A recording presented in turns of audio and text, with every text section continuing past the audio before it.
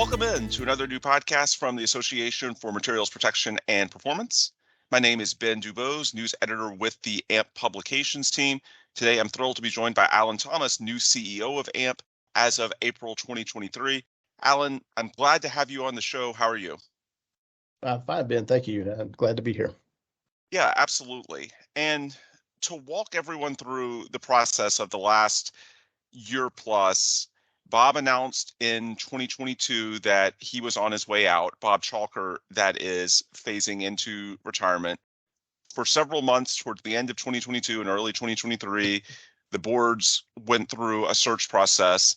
Alan ultimately was the person who was named CEO at the beginning of 2023, and he formally took over the role in early April. So, Alan, for any of our listeners out in the industry that don't know you other than perhaps the recent press release announcing you as the CEO of AMP, just walk us through your career prior to joining the association. Sure. Probably the best way is just through a summary. I've got around 15 years of association leadership. I've worked in one major international association and two smaller regional associations, or one regional, one national. I've done a startup association, and I've run an organization that's comparable in size to AMP. Also spent about 15 years in the private sector. I've had several entrepreneurial startups, worked a great deal with the private equity space, have some really good relationships and connections there. And most importantly, I think, probably for our membership and as a good frame of context for my role here at AMP, is I also have a very deep seated experience in the coatings and metal finishing industry, as well as I was an owner and operator for several years of a coatings applicator company here in Houston. How important is that specific background? Because, of course, one of the new things that has come to light in the last few years with the merger of NACE and SSPC into AMP, there's a real emphasis on coatings applicators and coatings contractors. How much does that background really play into your, I suppose, unique level of expertise for this role? That's right on, Ben. I believe what it does, it does give me a unique perspective. First and foremost, the role that I serve in and our staff serve in is in association management and association management professionals, which we don't need any degree of understanding of materials performance or protection to do our jobs well. But I will say it gives us a greater level of understanding, and I do believe it helps me to serve better, to have that deep-seated understanding of what not just a contractor or coating applicator or someone in the corrosion prevention industry experience has, is I have that experience as an owner. And so I understand the P&L implications. I understand the investment implications. I understand the contractual implications of things like our standards and things like our training and education and certification programs, and how that impacts contractors' bottom line.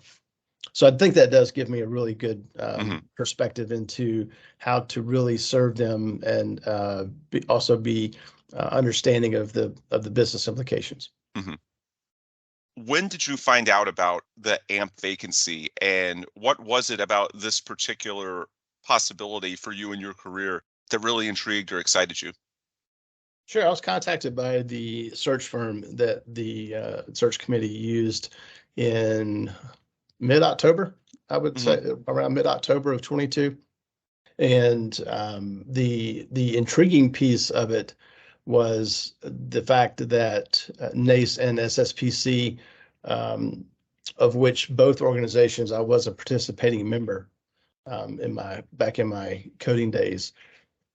So I was very excited to hear that those two organizations had come together to form AMP. I knew that was in the works back in 2018, 2017 was my first exposure to that idea.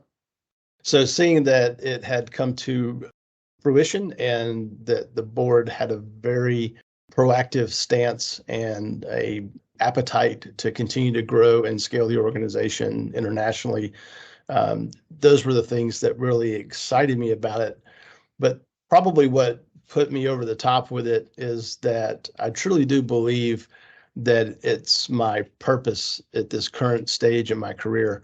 If I look back at my education, my training, my business experience, my association experience, all those things come together at a perfect point in time for this opportunity. And it really is very purposeful for me to be on board. So there were a lot of people you had to talk to during that process. You mentioned the search firm. There's a search committee. Mhm. There's the board of directors for both AMP and the AMP Global Center. What did those boards and all the various entities involved want to know about you during the extended interviewing process to make them convinced that you were the right guy? So they did a very good job, I believe. I understand there were some outstanding candidates for the position, so I was very humbled and honored to be selected. Um, what they wanted to know was, as in most of those processes, just about everything they can know, right? So there was a lot of deep dive questions, but ultimately, what I believe they were looking for and settled with me is the ability to lead the organization to achieve the strategy that the board has set forth. Hmm. It is a very aspirational vision. We have a phenomenal mission that I'm excited about, and my personal values and my background, I believe the search committee and the board felt aligned really well with what their mission and vision was going forward, and that I could serve them in that capacity to achieve those outcomes. What's their vision when we talk about the next few years? Where are they wanting this organization to go? We're now 2 years into the post-merger landscape. What are they looking for? Keep in mind, obviously we're limited on time, but just generally speaking here, what are their criteria for success? Yeah, that's a lot of questions around them there. Obviously, the vision of the board and the association as a whole is a world built and protected with safe, reliable, and sustainable materials. That's the ultimate vision.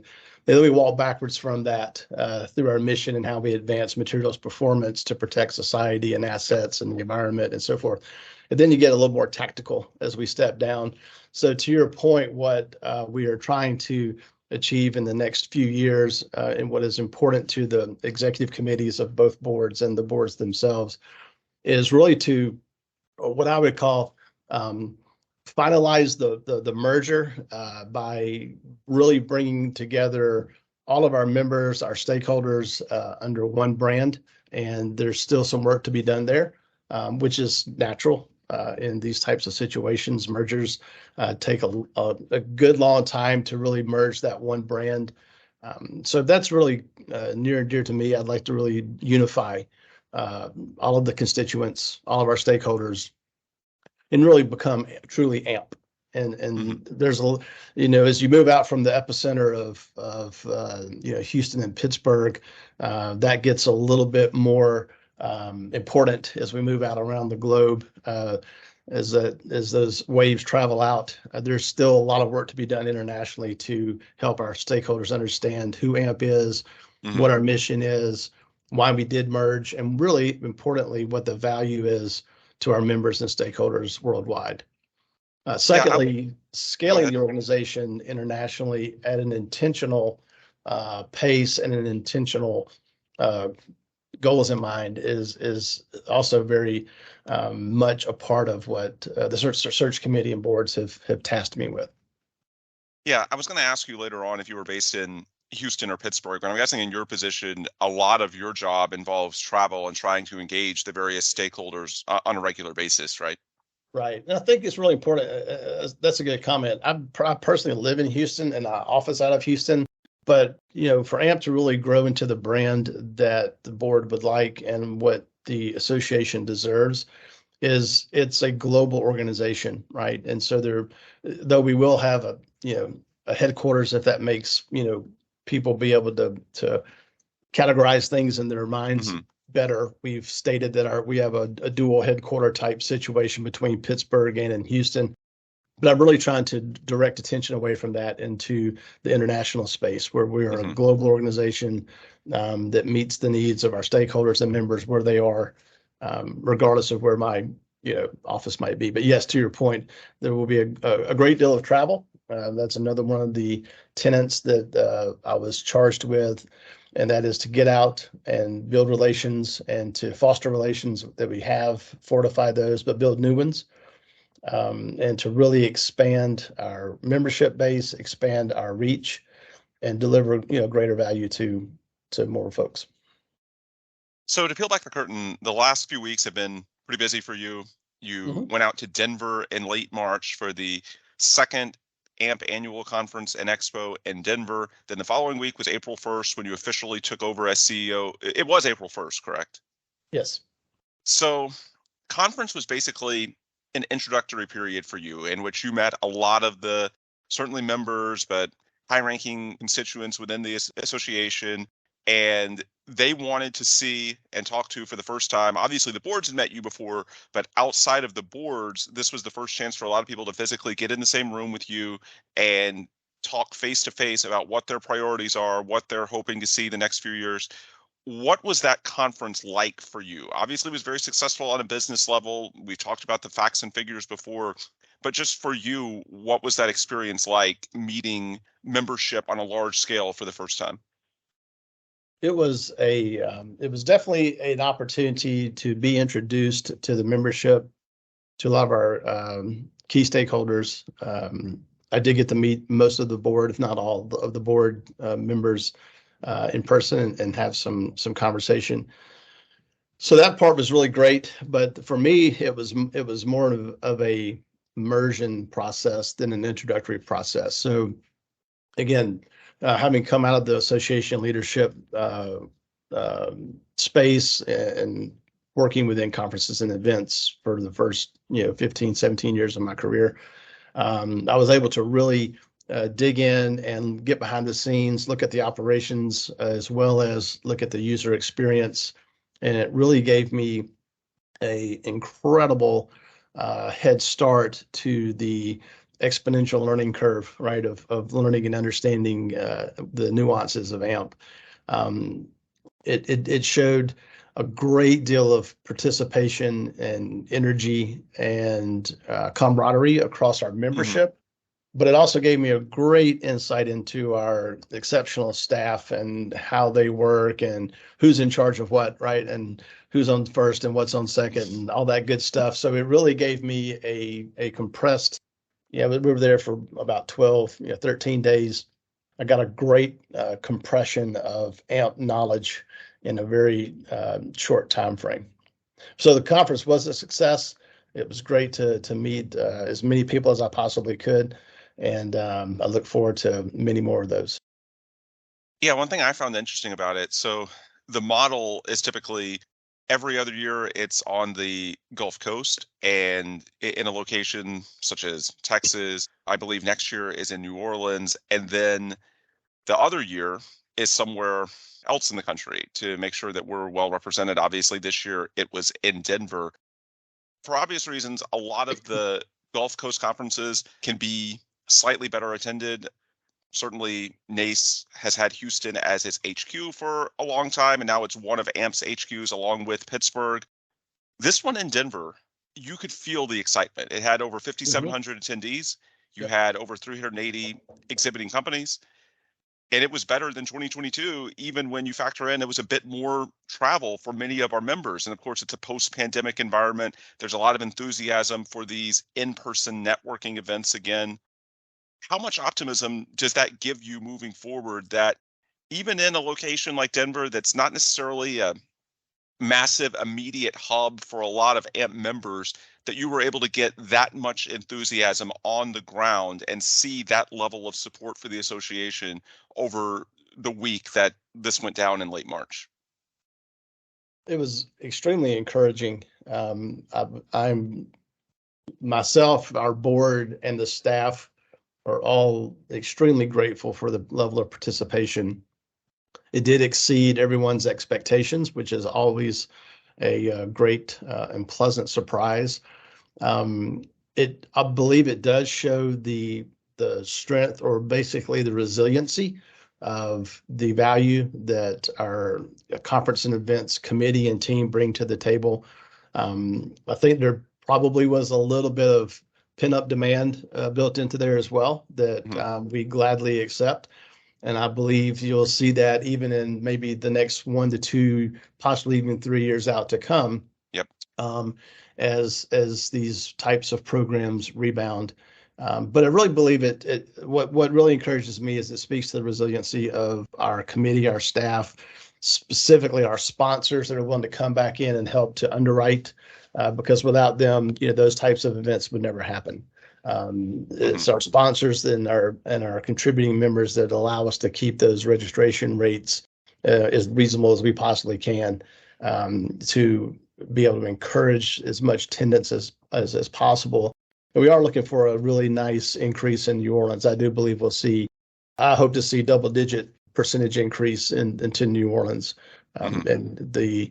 I believe that the exhibitor space, I think we sold out close to 70 to 75% of the floor space before we even left Denver Mhm. for New Orleans, which is a very strong indication of the value and people's excitement about returning. Absolutely. And for people wanting more information, you can just go to ace.amp.org, and it's March 3rd through 7th, 2024 in New Orleans. Yeah. They're accepting abstracts now, so just go to ace.amp.org and you can find out more information on the 2024 conference. I think there's a lot of directions we could go in terms of, I suppose, characterizing the discussions that took place on the ground in Denver. But for you, obviously, you were meeting a lot of members, at least in person, for the first time. Were there any common themes when it comes to what they told you, the feedback they gave you? Just express, if you could, some of your high level takeaways from this year's conference, and if there were any common themes from the conversations you had with much of our membership. Sure. And I didn't have as many conversations with members as I would have liked to. A lot of the meetings occur at those events, Ben, with what we would call our sister organizations Hmm. and the executive teams and boards from other groups and some of our international chapters and things of that nature. So it wasn't just pure one-on-one time with members, even though that would be Fair. amazing, and we'll continue to try to work through that. In fact, I'm attending the Austin chapter meeting today, Okay. and my goal is to get to as many of those as I possibly can to get face to face with our members and hear about their concerns, hear about what they would like and value from the organization, and most importantly, how we serve their needs and wants. The themes that were, or the theme I would say is the most prevalent through all of my interactions, was the overwhelming demand for the value that AMP brings through content, through training, through education, through advocacy around the globe. And some really big gaps out there that we need to step in and fill. And being able to cooperate and coordinate with sister organizations and our chapters around the globe is going to be very, very important to the future success of the organization. So let's discuss Alan Thomas, the leader. What are your, I suppose, defining characteristics that define who you are as a leader and how you're going to approach this job over the coming years? That's a great question. And maybe in some future discussions, we can talk about specific philosophies on leadership. I think that they're pretty varied across the board. What I would like to drive the answer there is the way that I would like to be judged from a leader is based on the results that I deliver. Right. So a real um, famous pseudo mentor of mine is Peter Drucker. I love Peter Drucker's writings. I love his structure and teaching, and I believe he really gets to the heart of what I believe leadership is. And leadership is not attributes. Leadership is not characteristics. Leadership is not even really a style. Leadership is the ability to deliver results. And that's what my goal here at AMP is to deliver the results that the board, that our membership not only want, but also deserve. A follow-up to that. Mhm.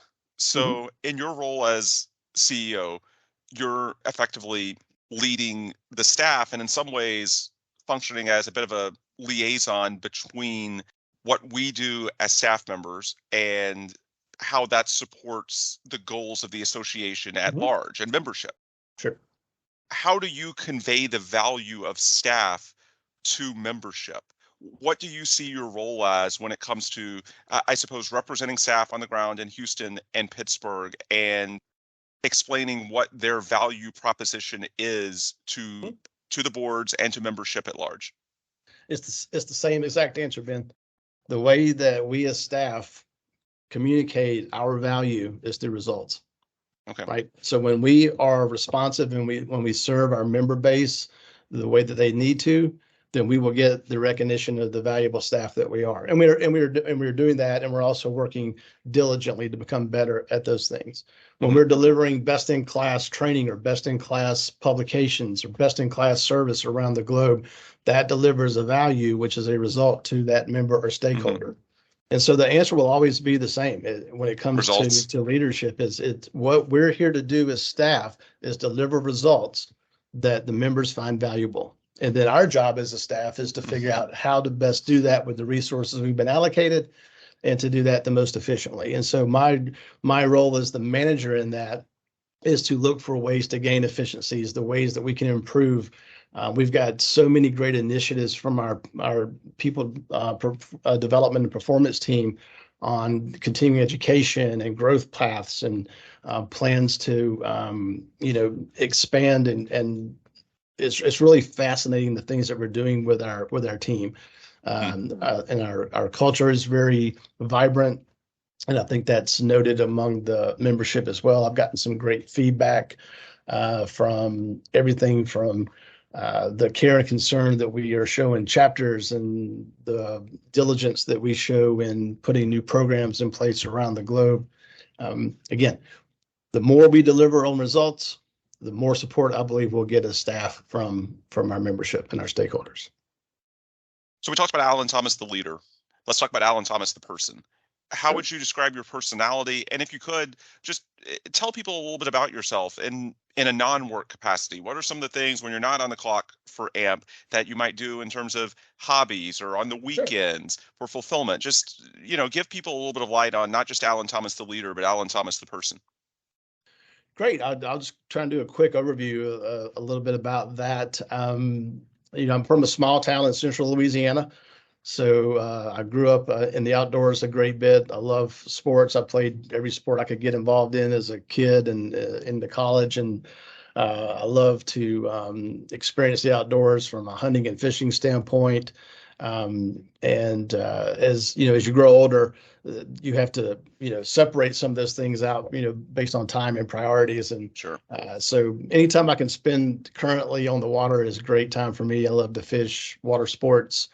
Take my family out on the boat. We have a really good time doing that. Try to get some sailing in down in the Florida Keys. That's always a favorite pastime of mine when we can get the opportunity. So I've got a relatively large family, I think. So Okay.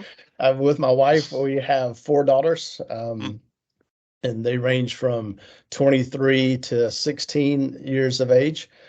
So have a pretty full slate of activity there around those. With Yeah. we'll Can have imagine.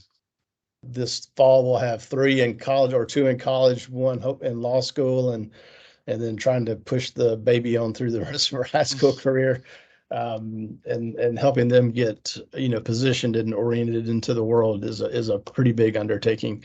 Um, Absolutely. uh, I love to pretend like I'm a gourmet cook. So I when I do have the free time and most of the family enjoys that, I'll try to cook up some really good dishes around the house, and we like to spend as much time as we can in our pool. Yeah. Again, I need to be pretty close to water Yeah.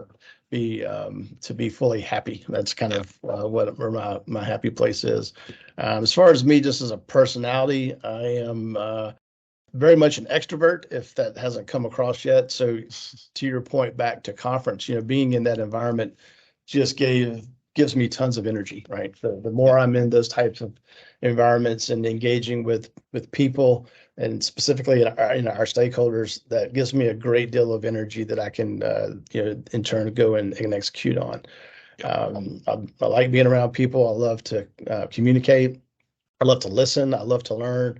I'm a lifelong learner. I'm always either in some type of an online course or a program, or reading 2 or 3 books at the same time.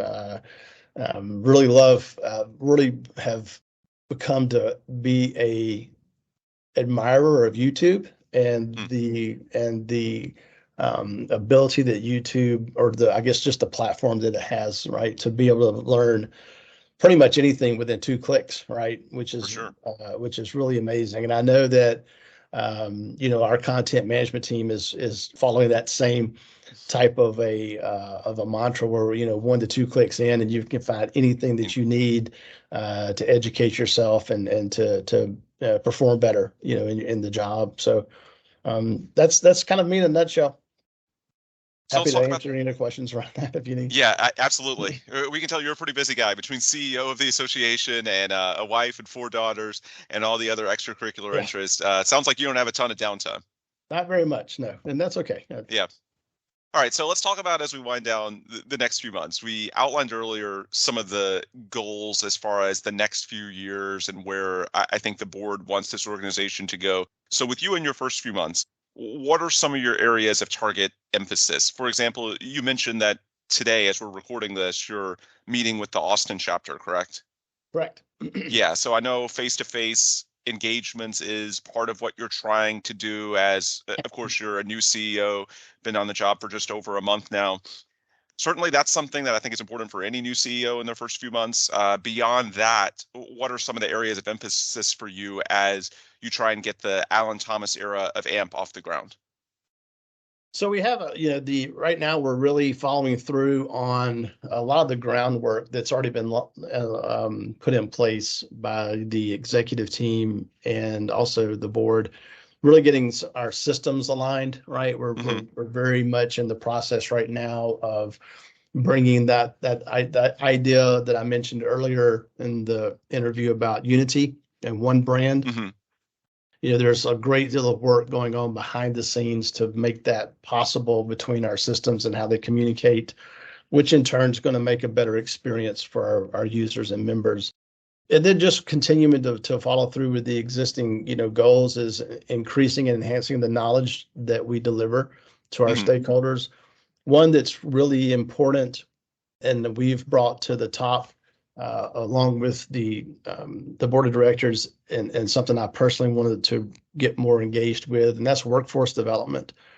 As I did get a chance to meet with many of our members in Denver, and subsequently, and as I reach out to owners, right, and asset owners and contract owners, contractor company owners, the number one risk that they're facing in their businesses right now is an adequate, qualified, plentiful workforce. Hmm. And that's one of the things that we take serious and really want to get some more momentum behind. Makes sense. Advocacy is another big one that we're really working through right now, not just here in the US, but globally.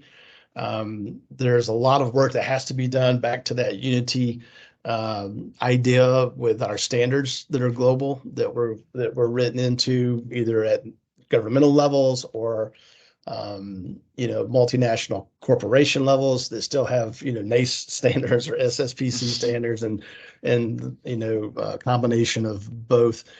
Getting those unified and really understanding what that means in those contexts is important. Yep. So those are, I think, some of the top, three I think that we're really working towards. Before we wrap up, any last words of advice to our staff, to members, to the industry? Any message you want to convey to them? Basically, use this as your platform before we wrap up. Oh, sure. Yeah.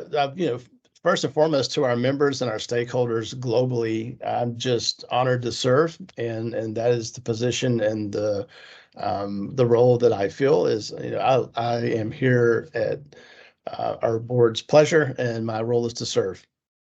Feel free to reach out to me, reach out to our staff.